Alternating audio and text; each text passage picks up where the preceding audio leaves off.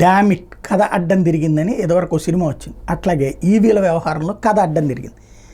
ఆర్భాటపు ప్రచారం, ఆ పైన ఆచరణలో అతి పరిమితం చేస్తున్నారు ఇప్పటికి కూడా. మొన్ననే చెప్పా, చంద్రబాబు గారు చాలా మంచి ఆలోచన చేశారు, జగన్ ఫెయిల్ అయిన దాన్ని చేస్తున్నారు. కానీ ఇప్పుడు 100 రూపాయలు అనుకుంటే 10 రూపాయల దగ్గర ఆగిపోతుంది అనమాట.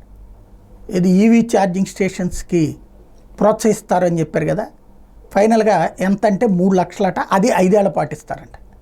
అంటే ఇప్పుడు ఒక దాదాపుగా 3 నెలలు అయిపోయింది. ఇప్పటి నుంచి పాలసీ అమల్లోకి వచ్చేటప్పుడు 6 నెలలు 7 నెలలు అవుతుంది. అప్పటి నుంచి లెక్కేసుకుంటే ఏడాదికి 50,000, లేదు ఏడాది పూర్తి అయిపోతే 75,000 రూపాయలు. ఒక పెద్ద ఈవీ ఛార్జింగ్ స్టేషన్ పెట్టుకోవడానికి 75,000 ఇచ్చేటటువంటి బోనస్ ఏమన్నా పనికొస్తుందా? ప్రభుత్వానికి సంబంధించినటువంటి స్థలాలు ఏమన్నా ఉంటే ఇద్దాం అనుకున్నారు. ఈ ఎవరికి దక్కుతాయి? అధికారంలో ఉన్న వాళ్ళకి దక్కుతాయి. కావాల్సింది ఏంటి?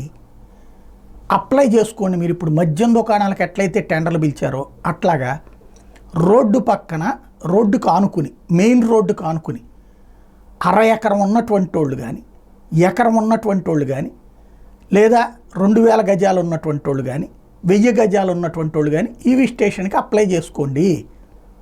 ఎందుకంటే పెట్రోల్ అయితే కనుక అట్ట కొట్టేసి పంపించేయచ్చు. ఈవీ స్టేషన్ దగ్గర ఓ పావు గంటో, అరగంటో, 30 గంటో, గంటో, 2 గంటలో వెహికల్ అక్కడ పెట్టుకోవడానికి ఉండాలి కంపల్సరీగా. ఎందుకని అంతసేపు పడుతుంది ఛార్జింగ్కి.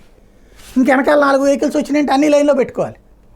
కాబట్టి దీంట్లో 2 wheeler EV stations, 2+3 wheeler EV stations, కార్లతో కూడిన ఈవీ స్టేషన్స్, ఇట్లాగా అన్నీ కలిపి ఉంటే ఎకరం కావాలి. ఉట్టి కార్లది కార్లు ప్లస్ 2 వీలర్స్ అయితే కనుక కనీసం 1/2 ఎకరం కావాలా? ఇండివిజువల్ అయితే ఉట్టి 2 వీలర్స్ అయితే కనుక ఒక 1000 గజాలైనా సరిపోతుంది. మీరు అప్లై చేసుకోండి. అప్లై చేసుకున్నటువంటి వాళ్ళకి నేరుగా మేము పవర్ సప్లై ట్రాన్స్ఫార్మర్ పెట్టేస్తాం, అక్కడ కావాల్సినటువంటి స్టేషన్ ఏర్పాటు చేస్తాం. నిరంతరాయ విద్యుత్ సప్లై కావాలి దీనికి.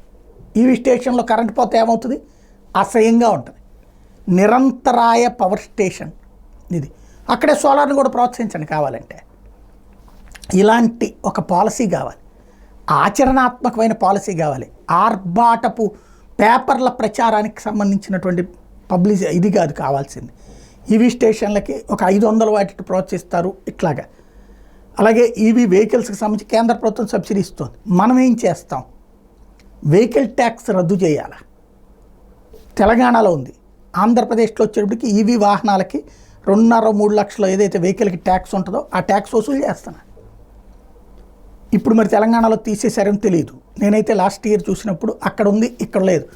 ఇదే ఇక్కడేమో డబ్బులు కట్టించుకుంటారు, అక్కడేమో ట్యాక్స్ లేదు. దానివల్ల 2.5-3 లక్షలు తేడా వస్తుందని అక్కడికి వెళ్ళి కొనుక్కున్నోళ్ళు బోల్డ్ అంతమంది.